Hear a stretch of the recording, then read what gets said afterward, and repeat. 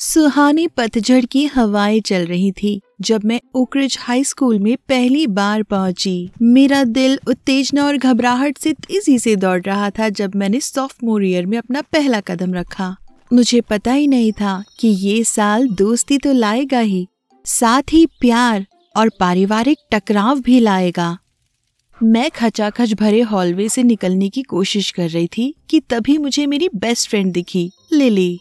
उसके चमकीले लाल बाल मैं कहीं भी पहचान सकती थी।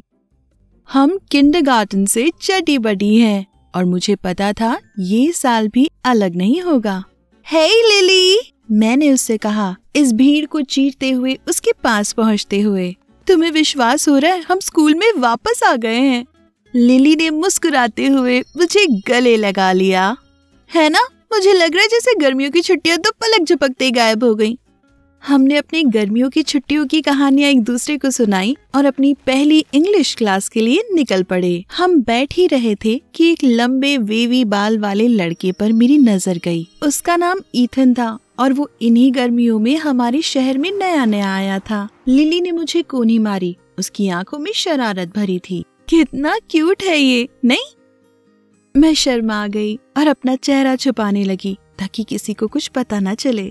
हाँ, मतलब कह सकते हैं।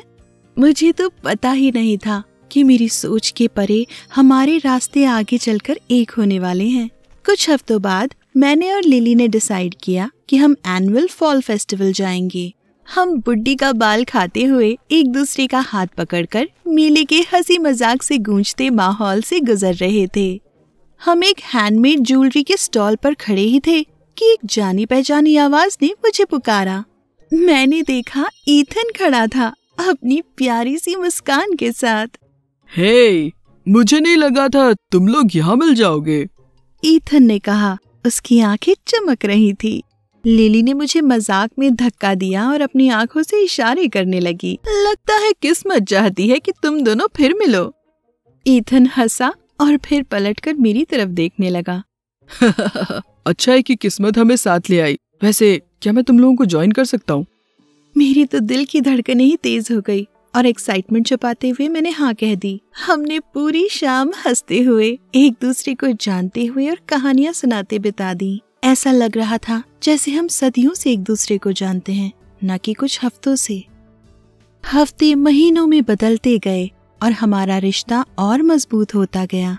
हम हमेशा साथ रहते, शहर भर घूमते, अपनी आशाएं और आशंकाएं शेयर करते। ऐसा लग रहा था जैसे हम सोलमेट्स हैं। लेकिन सब कुछ ठीक नहीं चल रहा था। मेरे पेरेंट्स आए दिन लड़ाई करते, वो हर बात पर बहस किया करते और इस तनाव को मेरा दिल नहीं सह पा रहा था। और एक शाम जब पार्क बेंच पर मैं और ईथन बैठे थे, मैंने उसे अपने परिवार में चल रहे तनाव के बारे में बताया। मेरे आंसू नहीं रुक रहे थे जब मैंने उसे बताया कि इस लड़ाई झगड़े के बीच मैं खुद को फंसा हुआ महसूस करती हूँ।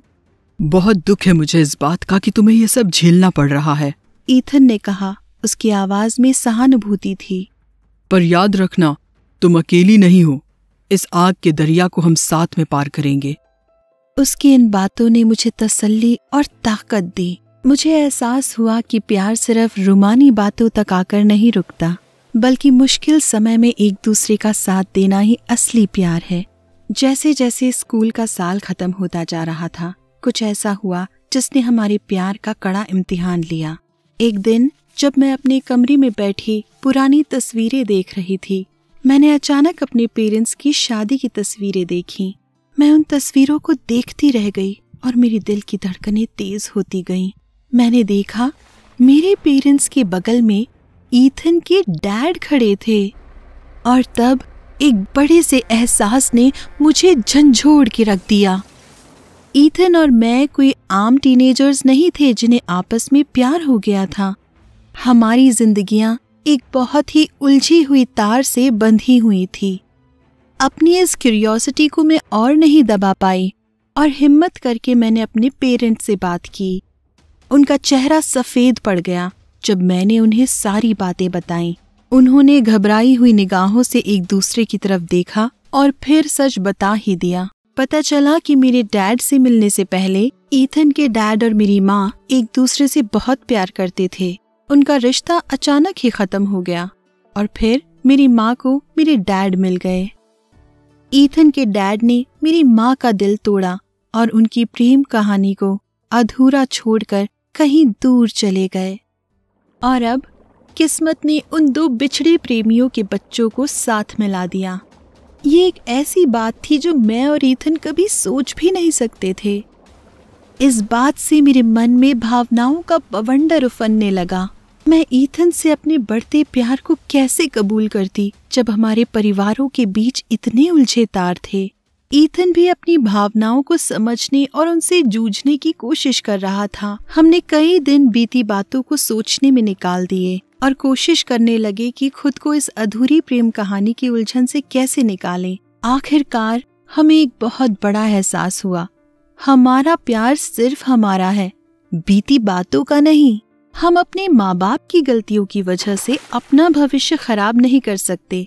हमने एक साथ अपने माँ बाप का सामना किया और उन्हें बताया कि हम अपना रास्ता खुद चुनना चाहते हैं। ये आसान नहीं था। बहुत से आंसू और बहस से हमारा सामना हुआ, लेकिन आखिरकार हमारे परिवारों को समझ आ ही गया कि उनकी बीती बातों से हमारे आज और कल का फैसला नहीं हो सकता।